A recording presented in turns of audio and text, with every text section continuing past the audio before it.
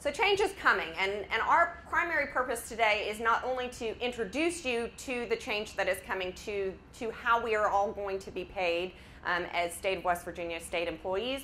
It is also to introduce you into how can we plan for this change. So how can we prepare for the 7.7% decrease in our annual in our per paycheck take-home pay.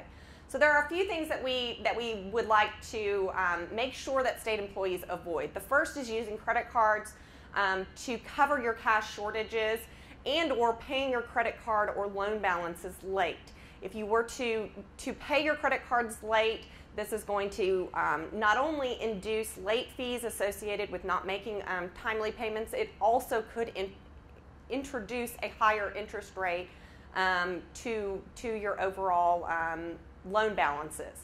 The other thing that we want people to avoid are taking out any sort of payday loans. While these are illegal in the state of West Virginia, they are a common mechanism for families who are facing cash shortages to cover those cash shortages in the short term. The problem with these types of loans or these types of short-term lending arrangements is that the interest expense on these lending arrangements can be upwards of 400%, and they just basically start you into a perpetual cycle of borrowing. It's very, very difficult to get out of these types of situations once you get into them. So we want people to avoid taking out those short-term types of loans to cover these cash shortages. Defaulting on debt obligations is going to have a direct and significant impact on your overall financial health.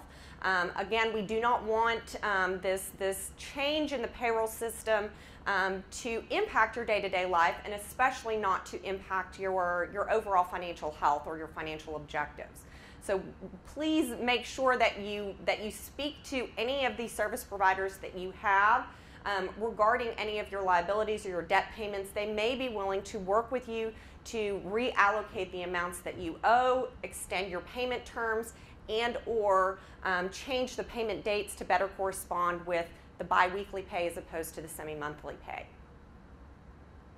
Finally, we want you to avoid spending the excess funds in those months where you are receiving the 3 paychecks. In the next year, it will be in July and December, because we want you to use those funds to help cover the cash shortages or the overall reduction in the months where we're only receiving our 2 paychecks, to make sure that we maintain level cash inflows every single month, to make sure that our cash inflows are balancing out our cash outflows.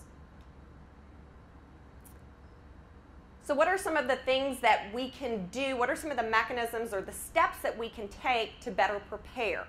So the first thing that we want you all to consider doing is to think about how much you are spending in each month and in which types of budget categories you can control. So what we're really talking about are fixed versus variable expenses.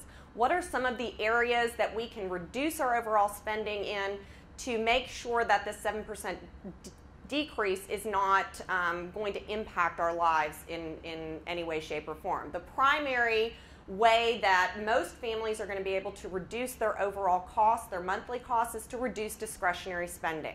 We'll talk about what discretionary spending is and what are some of the things, the approaches that we can use to reduce that discretionary spending. And primarily, again, we're talking about variable costs that can be reduced and impacted. These are not things that are loan payments that are fixed or set. The other thing, because this change is coming in April, this corresponds with tax time.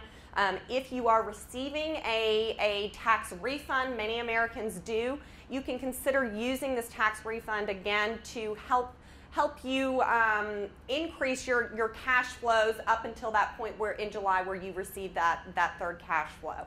So this is a timely change in that it is, again, corresponding to tax season, and many of us will be receiving that tax refund, and we can use that to help supplement our budget.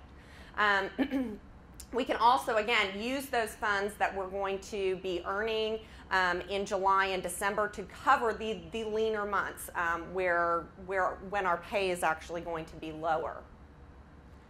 And finally, again, we need to make sure that you understand you can make contact, and you should make contact with your lenders Tell them that the way or the mechanism in which you're being paid is going to change from a semi-monthly to a bi-weekly, and they will work with you to choose or maybe even change the dates that your liabilities are being paid out to ensure that you are able to continue to facilitate or make payments on that debt. Finally, most debt obligations are going to come with grace periods, especially larger debt obligations like our mortgages and our automobile payments. Make sure that you review those terms and conditions of your contracts to understand what your grace period is.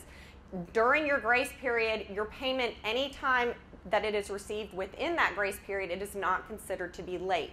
So even if your lenders cannot renegotiate the actual due date of your loan, you might have some flexibility as long as you make that payment during that grace period. It is not technically considered to be late.